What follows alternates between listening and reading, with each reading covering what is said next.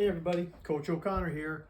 This is Wednesday evening, the last Wednesday in May 2024. Coming off of a great Memorial Day celebration. Back running around the state today. Just ended up in the North Studio tonight, and I want to talk to you today about timeline. Everyone, when I grew up, we were familiar with the time clock, and it was a circular clock, and we kind of coded time according to the clock. And as we mature and grow, we start, at least in my family and most of the people I've worked with, kind of code time linearly. There are some cultures that do it in almost kind of like a wave where it kind of circles back to the now.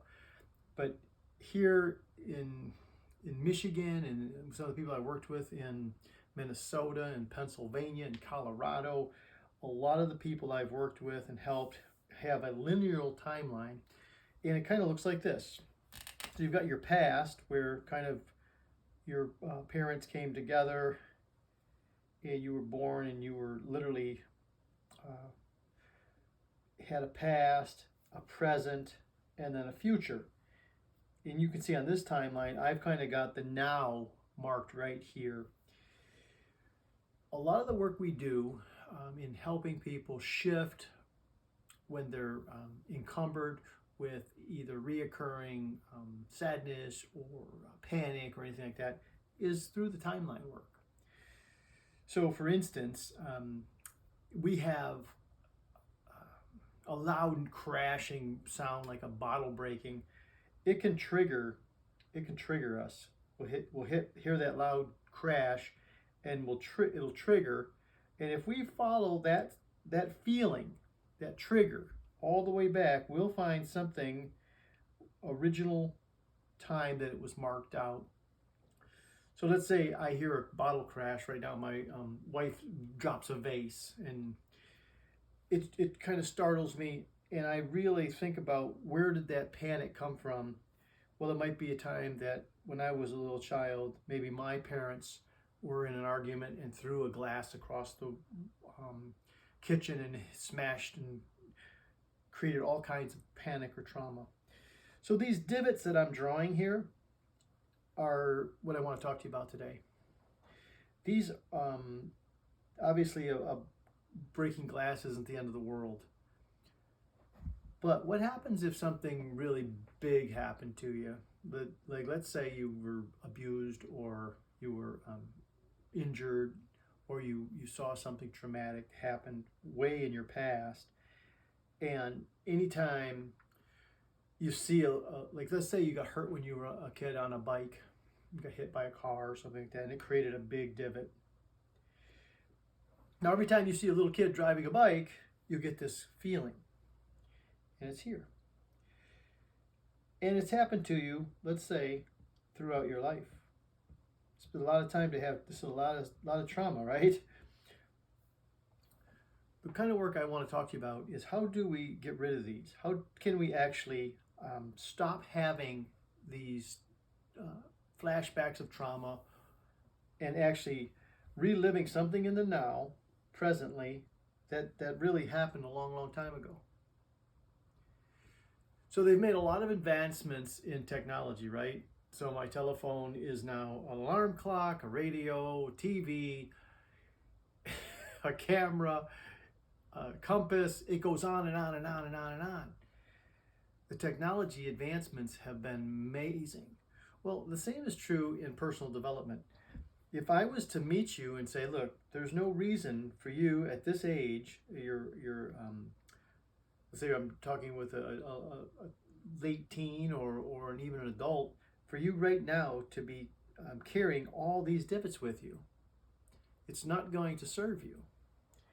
So what I want to talk to you today about is just, how do we really solve that problem? So here it is. It's called Changing Past History. And so I'm here today, standing here, and every time I see a kid on a bike, I get queasy, I get nervous, because when I was little, I had an injury on a bike. It's not something I want to keep going with. So what I do is I go back to the very first time when I had this, and I look at what this situation was. Well, there's me driving a bike, not paying attention and looking back to see who's coming behind me, and I smashed into a car and I got injured. So that's where the trauma is, right back there. What did I need to do back then? What did I need to know? Well, keep your eye on the road, right?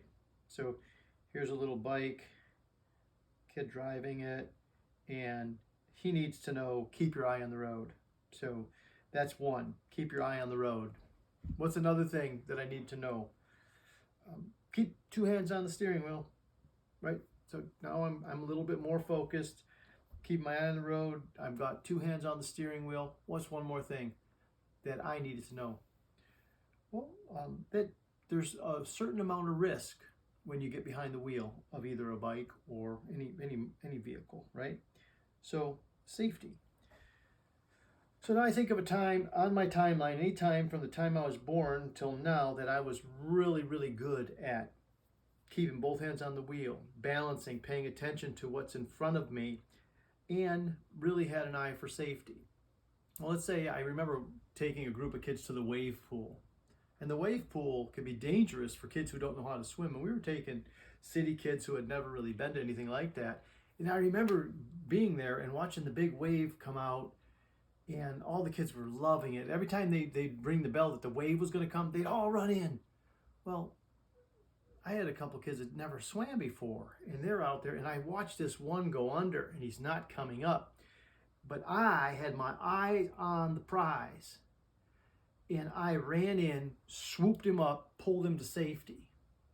So I think about that, the lifeguard in me. So I think, okay, that lifeguard in me, what if I had that back here? Watch it now. Watch this with the lifeguard skills. I can prevent that accident. The other thing I will say is, a lot of times I like to invite my adult self into the picture and actually stop the younger me and say, hey, whoa, Tommy, slow down a minute. There's a little situation up ahead that you've got to really be careful on, because there's going to be a car backing out of a driveway. You're going to have to keep your eye on the sidewalk, because I was driving on the sidewalk at the time. And watch what it does to the younger Tommy. Because I explained to him, you make it through it, everything's going to be fine. You're going to save some kid's life sometimes. You're going to be a really athletic guy. You're going to have a lot of fun. You're going to be very good. You're going to be able to ride one-wheel bikes. And it totally shifts this kid. So what happens is these divots start to smooth out. And then I let this part of me, let's say this happened when I was 5. So I was 5 years old, and this happens, and I let from 5 years old to today grow up with the resources of a lifeguard. Not someone who panics every time a little kid gets behind the wheel, but a lifeguard, somebody who's really good at safety, really good at keeping their both hands on the wheel, and really good at watching the road. And I grow up with those resources to the present. And now I'm going to go even further. I'm going to future pace it. And I'm going to say, let's say 5 more years, I carry these skills of saving lives, of keeping my eyes on the road. I'm a better driver. I'm more intuitive when it comes to coaching other people when they're driving bikes or they're into safety issues. And I can take this all the way over the next 10, 15 years. And I feel a lot better about, when I watch little kids playing, I don't get that real bad panic or that feeling like, oh no, someone's going to get hurt. So these divots we smooth out by doing work on the timeline, and we upgrade our resources back when we needed them. And if this was still haunting me, I could even give the woman who was driving the car resources by saying to her, hey, you've got to really watch out now. There's kids in the neighborhood on bikes. and I can do some work there too. But for this demonstration, I just want you to be aware of your timeline, your linear, and then a lot of people, like there's times I'll work with people and they'll have to go up these timelines and give their parents resources that they needed, that they didn't have. So it's a fascinating study. I've spent an exorbitant amount of time researching timelines and helping people on their timelines. So this is a little quick demonstration. I'd like you to consider, your timeline. And if you find that you have some of these divots, or you get a unexplainable, over exaggerated feeling about something here, chances are, if you go back on your timeline, when you were 9 or you were 15 or you were 5, something imprinted you. And those imprints don't have to haunt you the rest of your life. It's as simple as what we showed you tonight on straightening those out.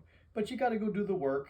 It's not going to happen. Sometimes a demonstration like this will give you a lot of freedom, but it's a lot funner to get on the timeline and play with this, and I'd be happy to walk you through this. So timelines, that's the message today. Let's do the best we can in the present, but let's get ready for that future.